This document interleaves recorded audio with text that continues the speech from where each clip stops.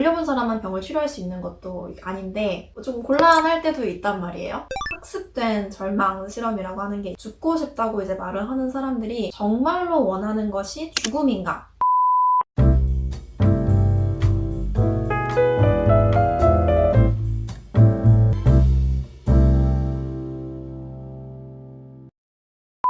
오늘은 고 임세원 교수님의 죽고 싶은 사람은 없다라는 책 리뷰를 해보겠습니다. 강북 삼성병원 임세원 교수가 환자 흉기에 찔려 숨진 지 오늘로 꼭 한 달이 됐습니다.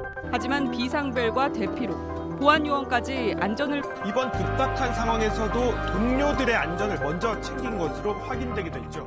자, 임세원 교수님은 2018년 12월 31일에 치료하던 환자에 의해서 피살이 되셨는데요. 정신건강 영역에서 근무하시던 분들에게는 굉장히 좀 슬프고 충격적인 일이었을 것 같아요.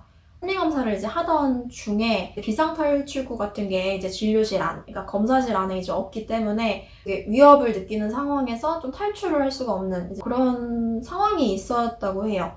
2020년 12월 31일이 이제 3주기가 되어가지고 정리해서 이제 미공개 원고랑 함께 포함해가지고 출판이 되었습니다. 이게 좀 읽기 쉽도록 에세이로 쓰여져 있는 책이라서 정신건강 영역에 종사하는 전문가도 이제 피하기가 어려운 이 우울증과 어떤 죽음에 대한 생각이라는 첫 챕터에서 선생님은 제 마음을 모르세요. 제 병에 대해서 잘 알지 못하세요.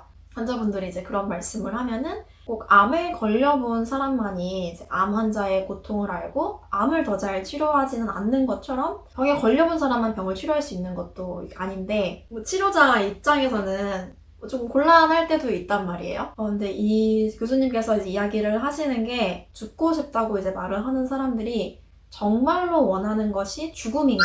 사실 사람은 고통스러운 상황에서 벗어나고 싶어 하고 벗어날 방법만 있다면 살고 싶은데 방법이 도저히 없다고 느끼기 때문에 그 고통에서 벗어나는 방법으로서 죽음을 생각하게 된다. 사실은 내가 정말 좋은 삶 살고 싶은데 인지하지 못할 수도 있다. 이런 통찰 같은 거를 조금 느낄 수가 있었어요.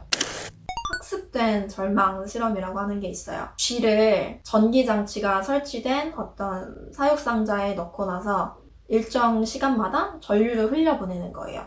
처음에 쥐들이 전기자극을 피하기 위해서 열심히 돌아다니고 도망을 치고 상자에서 벗어나기 위한 노력들을 하겠죠. 어느 순간 딱 깨닫는 거예요. 벗어날 방법도 없다는 것을. 그때 되면은 쥐가 마치 우울증에 걸린 인간과 비슷한 행동을 한다고 해요. 그렇다면 우리가 어떻게 하면은 죽고 싶다는 생각에서 벗어날 수 있을까? 희망의 근거를 어떻게 찾을 수 있을까?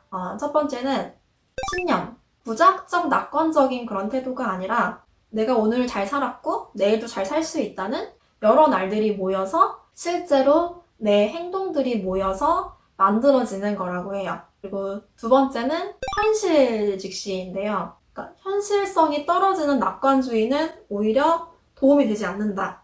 내가 가질 수 있는 어떤 긍정적인 요소들을 계속 일상적으로 누릴 수 있도록 유지를 해야 된다는 거예요. 그리고 이제 세 번째는 인내심인데요. 갖고 있는 그 한계를 인정을 하면서도 도저히 바꿀 수 없는 그 컨디션을 참고 그냥 무작정 견디는 게 아니라 당장의 변화가 없더라도 그 한계를 조금이라도 넓히기 위해서 무언가를 꾸준히 해나가는 것. 그리고 이제 마지막 이제 네 번째는 지금 그리고 여기인데 나에게 지금 어떤 가치 있는 것에 이제 몰입을 이제 하는 건데 모든 것은 지금 그리고 여기에서 비롯되며 모든 인간은 지금 그리고 여기에만 존재할 수 있다. 이 사실을 깨닫게 되면서 현재는 나의 전부가 되었다. 고인이 되신 임세원 교수님께서는 이제 처음 우울증을 겪으면서 죽음에 대해서 생각을 하게 된 게 통증에서 시작이 되었다고 하는데요.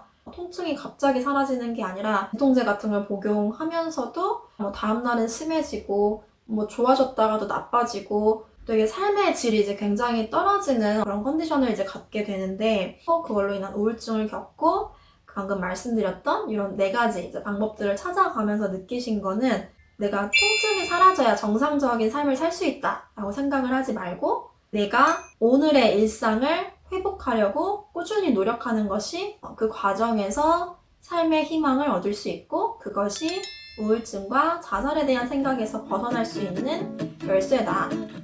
이런 결론을 내리셨던 것 같아요.